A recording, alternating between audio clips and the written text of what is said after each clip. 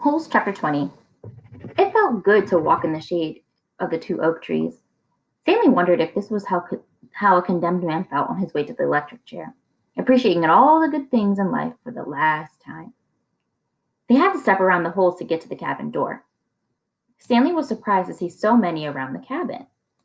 He would have expected the warden to not want the campers sticking close to her home, but several holes were right up against the cabin wall. The holes were closer together as well. They were different shapes and sizes. Mr. Sir knocked around on the door. Stanley still held the empty sack. Yes, said the warden, opening the door.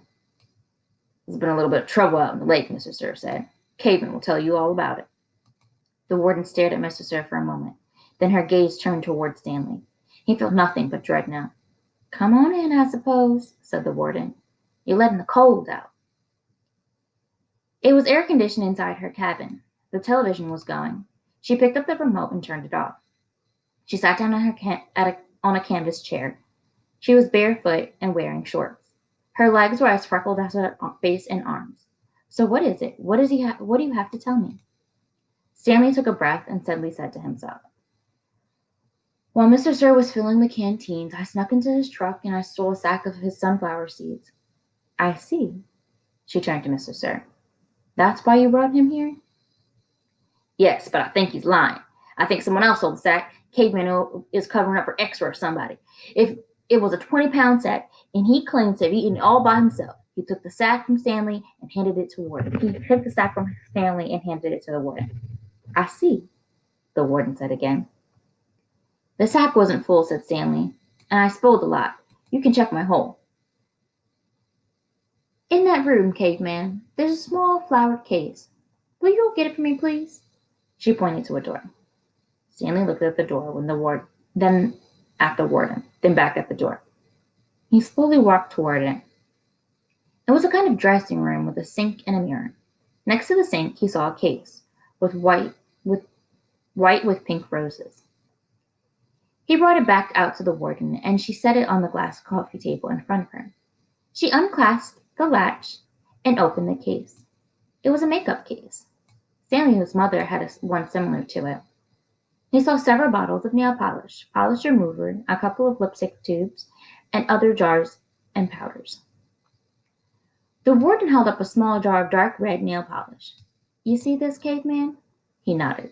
This is my special nail polish. Do you see the dark, rich color? Can't buy that in the store. I have to make it myself. Stanley had no idea why she was showing it to him. He wondered why the warden would ever have the need to wear nail polish or makeup. Do you want to know my secret ingredient? He raised and lowered one shoulder. The warden opened the bottle. Rattlesnake venom. With a small paintbrush, she began applying it to the nails on her left hand. It's perfectly harmless when it's dry. She finished her left hand. She waved it in the air for a few seconds.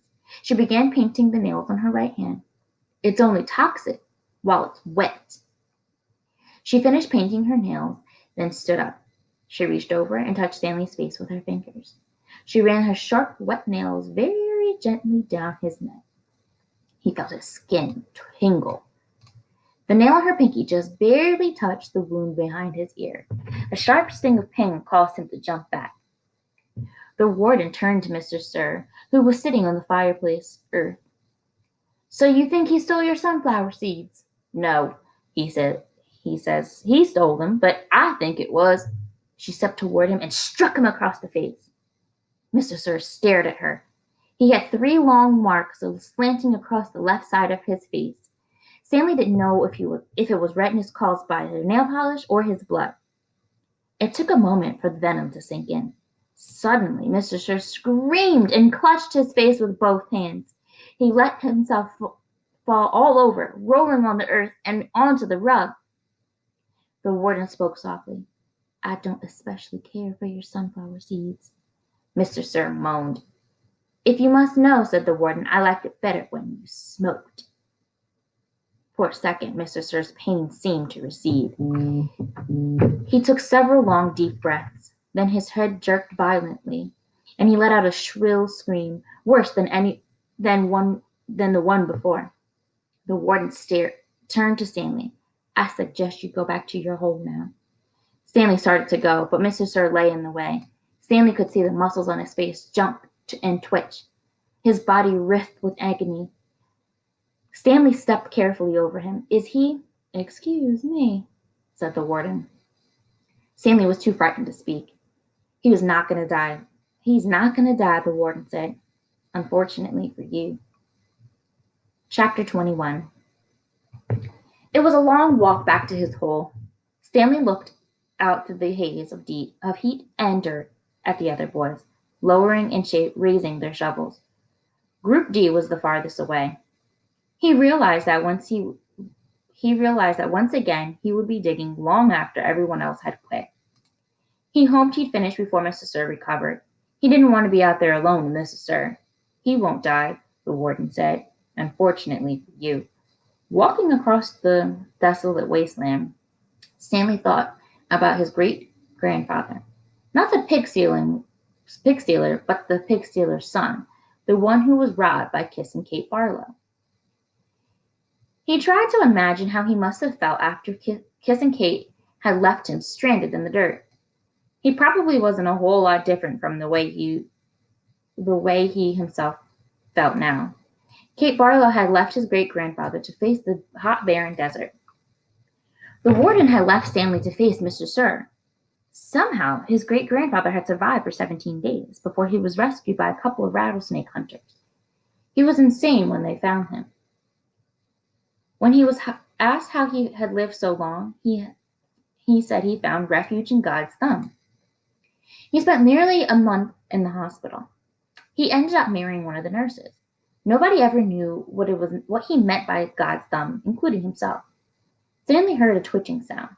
He stopped in mid-step with one foot still in the air. A rattlesnake lay coiled beneath his foot. Its tail was pointed upward, rattling. Stanley backed his leg away, then turned and ran.